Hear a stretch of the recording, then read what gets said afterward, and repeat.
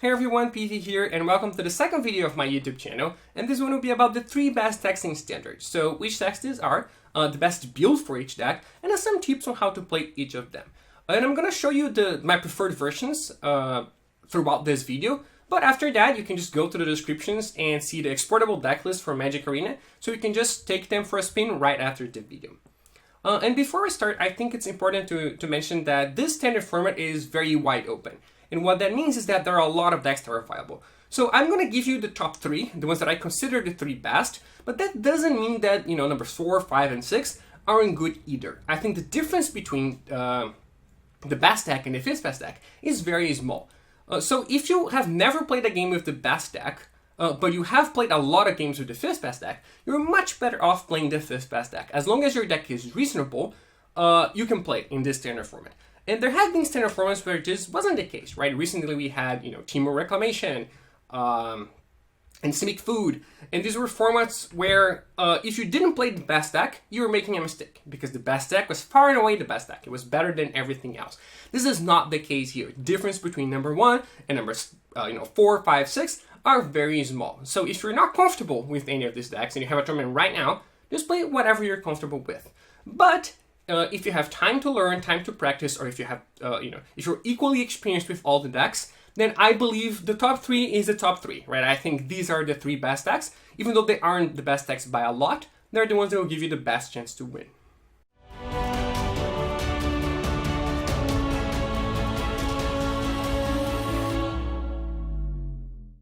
So to me, the best deck in Standard right now is Dimir Rogues. Dimir Rogues is a deck that has hovered around the top 3 ever since Uro was banned, but I do think that right now it is the best deck. And if you look at the results from the past Zendikar Championship, that would corroborate that, because Dimir Rogues had the best win percentage of all the Standard decks.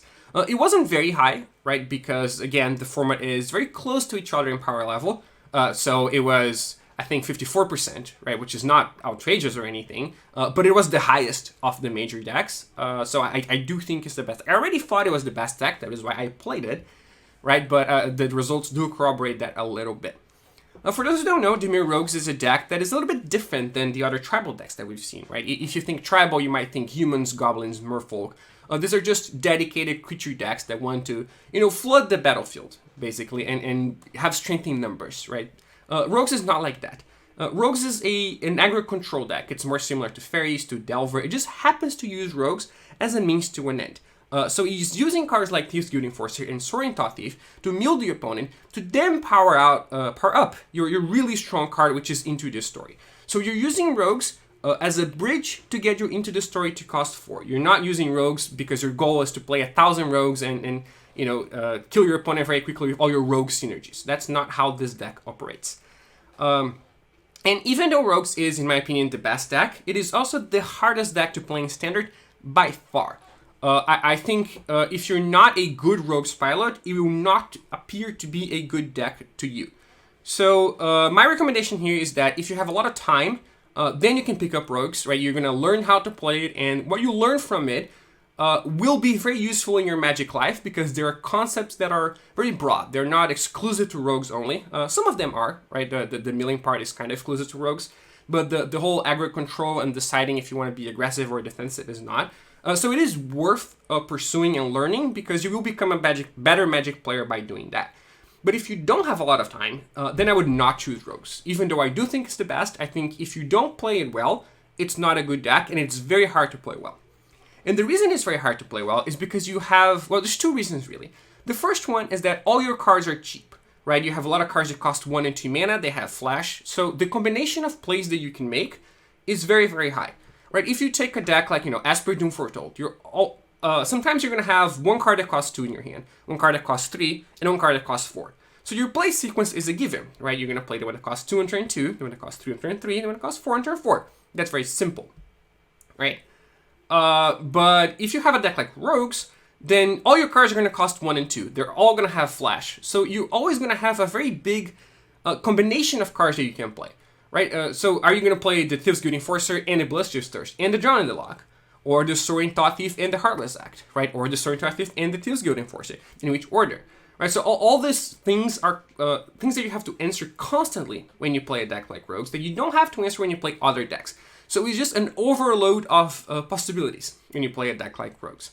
And the second reason is that you have two very different game plans when you play Rogues. You have the aggressive game plan and the milling game plan. And you often have to decide which one you're going to go for very early in the game. So some games you win by milling the opponent, and some games you win by dealing damage with your Rogues. Right? And if you decide that you're going to win by damage, and then it turns out that you had to win by milling, it might be too late by that point, because the way you play is very different. Right? In one way, you're just trying to kill your opponent as fast as possible. In the other, you're trying to survive for as long as possible so that you can mill them out. So that is the hardest part of playing Rogues. I think it's deciding which game plan you should go for. So, in my opinion, obviously it's going to depend on how each game plays out, right? But what I can give you is a general overview of how you want to win the game versus each matchup.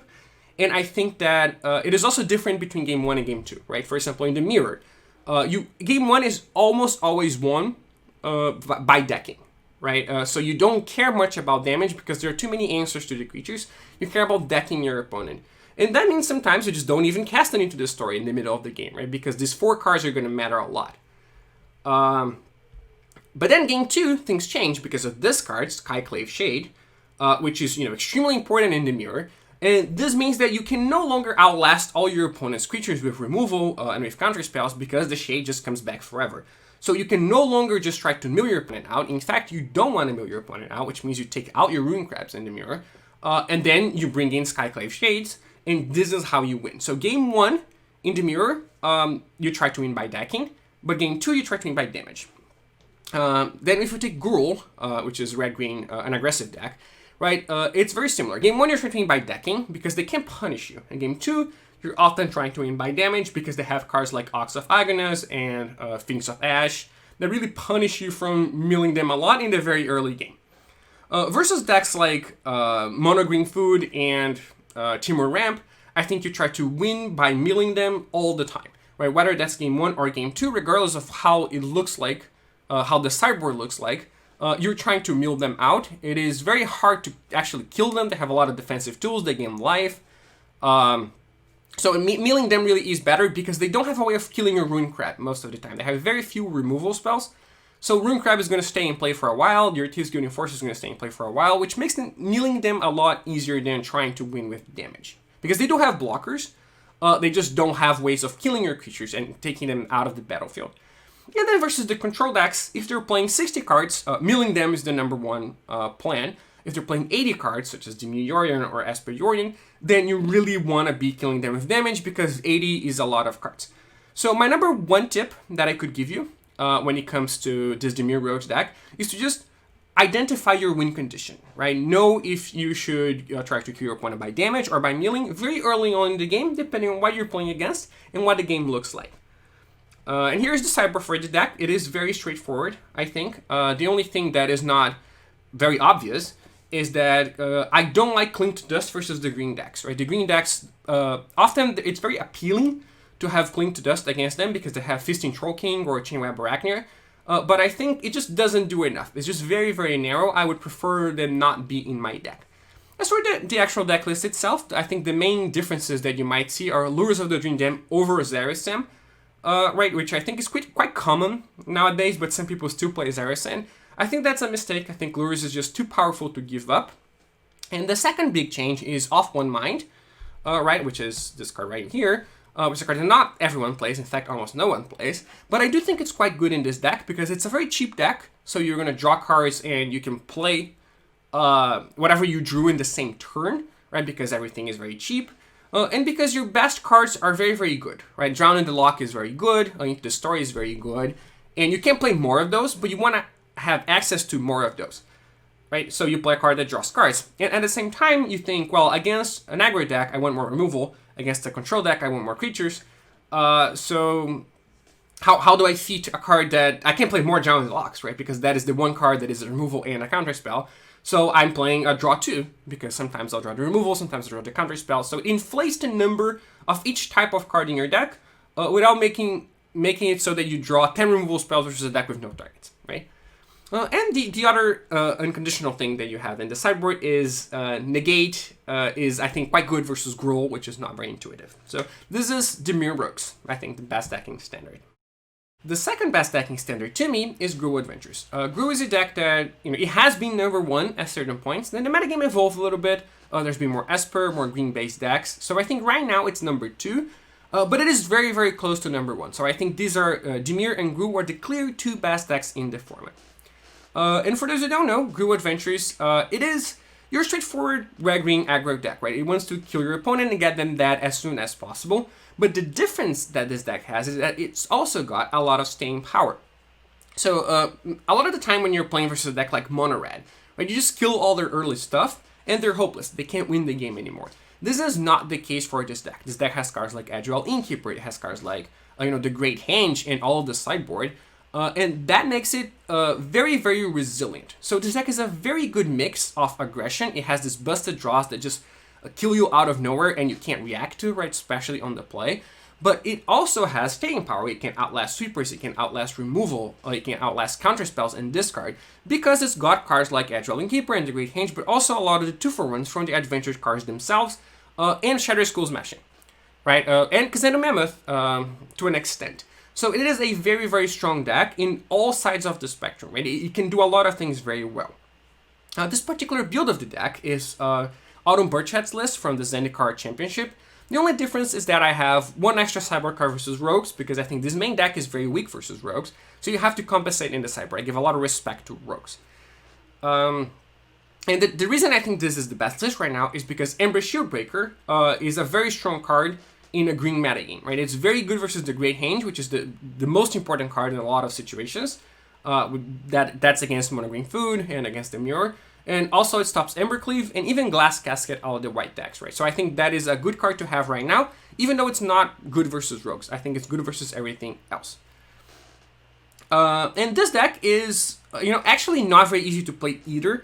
A lot of people think, oh, green-white aggro, it's brainless, you just play a creature's attack and they're dead. That's not true. In this deck, you have a lot of choices to make as well, especially with your lands, right? The double-face cards are very tricky to play with. You do have to plan the game ahead a lot, and cards like Embercleave, they reward you for knowing when to go for it and when to holding out. So it is not an easy deck to play at all, but it is much more forgiving than Rogues, right? If you play Rogues at, say, 60% accuracy, it's going to be an unplayable deck, right? It's not going to win any games. If you play Gruul at 60% accuracy, then you're still going to win a lot, because you're just going to get your opponent dead a lot of the time. So it is a deck that you can pick up, even though you're not going to be playing it perfectly, right? It is a hard deck to play. It does reward practicing with it and knowing its ins and outs a lot, but it doesn't require that. You're okay playing it suboptimally because it's still good enough if playing suboptimally, unlike Rogues. Right, and the biggest tip that I would give you when playing this deck is make sure your sideboard leaves you with a consistent deck. Because the sideboarding for this deck is very good. The sideboard is very strong because you can shift gears a lot. You can go from being the aggressor to being the controller player with cards like Fire Prophecy and Phoenix of Ash and the Chrome War to an extent, and then Vivian, right, as another curve topper. And then you have cards like Ox and Phoenix that let you outlast your opponent even more. But you have to adapt to how you play when you change how your deck works, right? Because you can't just take out a bunch of aggressive cards for a bunch of removal spells and think that you're playing the same kind of deck. You're not playing the same kind of deck anymore. Game 1, you're playing a very aggressive deck. Game 2, you might be playing a mid-range deck. You might be playing a more reactive deck that is trying to outlast your opponent even more. Right? Your goal might be not to kill your opponent as fast as possible, but just to outgrind it with cards like Ox and Vision. Right? So when you sideboard, and you should sideboard a lot, this sideboard is very strong, make sure you adjust the way you're thinking that you have. You mulligan different hands, you treat cards different ways, because you're not playing the same deck anymore. So if you have to focus on something with this deck, that would be, I think, playing the sideboard games according to what your deck looks like in that spot in the match. And the third best decking standard, in my opinion, is Mono Green Food. And this is a deck that I believe is a little bit worse than the top two, right? That's why it's third, but there is a gap. But it still belongs in tier 1. I think it's still better than the rest of the field. And this is a deck that, if you took Gruul Adventures and you removed some of the aggression and replaced it with more staying power, then you'd have mono green food, right? Because it's basically sideboarded Gruul at this point, right? You can't kill your opponent as quickly. You're not as capable of these fast draws. You still have some fast draws, but you're clearly not as capable. But in return, you have a lot more staying power with, Vivian Monster Advocate in the main deck, with Fisting Troll King, with Trail of Crumbs. So it's very, very, very hard to outgrind this deck. It basically cannot be done, which is why when you play Dimir Rogues against Mono Green Food, your goal is to deck them, right? Almost all of the time, because you just cannot deal with all their stuff. They have too much stuff going on. And I think this deck, because of its staying power, it is better than Gruul versus decks like Esper, for example, or Dimir, right? Because these are decks that they have no choice but to try to outgrind you, and outgrinding this deck is very bad. The counterpart is that it's worse versus decks where you would need the aggression, right? Versus a deck like Timur Ramp, for example, that if you give them infinite time, they'll just play Genesis Ultimatums and kill you with Terror of the Peaks, right? Dimir Rogues, if you give them enough time, they'll just deck you. Against these decks, you really miss out on the aggression element, and I think the Gruul outlasting the opponent aspect is still good enough that I would rather have the more aggressive elements. That is why I prefer Gruul over Mono Green. I don't want to be pigeonholed into one particular role. I want to be able to be more aggressive. But this deck, it's still capable of some aggressive draws, right? It still has Kazenda Mammoth, Lowstruck Beast. It just, again, outlasts the opponent a little bit more than that. This list is Gabriel Sith's list from the Zendikar Rising Championship, except with a couple of differences, and again, mainly better sideboarding versus rogues, right? I think Chainweb Arachne, for example, while not being an outstanding card, it is the best card you can have versus them for the most part. So I have 4 in the sideboard, he only had 2. I respect rogues a little bit more than he did. And I have a second Vivian in my deck as well, as opposed to Kogla, however you pronounce that name. So that's basically it. The rest of the deck is very similar, so just a couple of changes to make you a little bit better versus rogues specifically, which I think is your worst matchup with this list, right? I think this list is okay versus everything, very good versus some decks. Well, it's not your worst matchup. Of the most played decks, it's your worst matchup. Your worst matchup is actually Timur Ramp, but that's not a very popular deck anymore. But yeah, this deck doesn't really have many secrets to it. I think the main game plan is very straightforward, right? So it's a deck that you can pick up if you haven't played with it. Gilded Goose can be somewhat of a tricky card, but you can get experience with it very quickly, and it's not going to punish you for not being an expert with it. This is the same way as Gruul will not punish you for not being an expert with Gruul. Though it does reward you for playing better with it, I think it also rewards you less than Gruul. So it is, of the 3 decks that I mentioned, I think the easiest to play. And if I had to give you one tip on how to play it, I think, well, it would be 2 things, really. The first one is acknowledging that you're not a very aggressive deck, right? When I see people playing this deck, I see them trying to, mono green, stumpy, aggression. This is not how this deck operates. This is a grindy deck. It is trying to outlast your opponent. It is a through and through, mid-range, grindy deck, wants to go to the late game most of the time. All right, so play it like that. Obviously, sometimes you're just going to go, Kazanda Mammoth into a very early Fisting Troll King, and they're going to be dead on turn 6. And that's perfect if that works, but that should not be, you shouldn't be desperate if you can't accomplish that, because you can win the other types of games. So you're not in a rush. If you can kill them quickly, great. If you can't, well, this is a deck that has Ugin in the sideboard, right? So that should tell you everything that you need to know about how it's trying to win the game. The second tip is to manage your food, because food is a very important part of this deck. You have Gilded Goose, Witch's Oven, Trail of Crumbs, Wicked Wolf, and Feasting Troll King, right? So these are all cards that work with food or generate food in some way. And it's a limited resource. You don't just untap and make more food, like you untap and make more mana, right? Well, sometimes you do, if you have Gilded Goose or Oven, but as a general rule, you have to invest resources in creating it. So it is something that you have to be mindful of. You don't have infinite of it, and you have to choose when to use them, right? Sometimes you don't sacrifice the food because you're going to play a Trail of Crumbs in the next turn, and then you want to sacrifice the food and get the trigger, right? So you let your Wicked Wolf die, for example. That is a possible sequence that can happen, right? Or you don't make mana from your Gilded Goose because you want to use that food to make Trail the next turn, or you don't make mana because you want to have 2 foods in play for the Wicked Wolf to kill a 5/5, right? So there are a lot of different things that you have to think about when you're working with food. But other than that, I think this deck is pretty straightforward to play, and I do think it's one of the best 3 decks in the field. Well, that's it. These are the 3 best decks in Standard to me right now. This doesn't mean they're the only decks you can play, right? Obviously, you can play a deck like Dimir Ramp, or Esper Yorion, or Dimir Yorion, or Rakdos Midrange, or Mono Red Aggro. These are all viable decks. But I do think the best 3 decks are the best 2 decks for a reason, especially the best 2 decks. They would be what I would recommend to anyone that's really just trying to win the next tournament, right? Dimir Rogues and Gruul, and to an extent, Mono Green Food, I think that sneaks into the top 3, but the top 2 is really the top 2 for me. It's really on a league of its own, even though the difference is very small, so you can play anything that you want.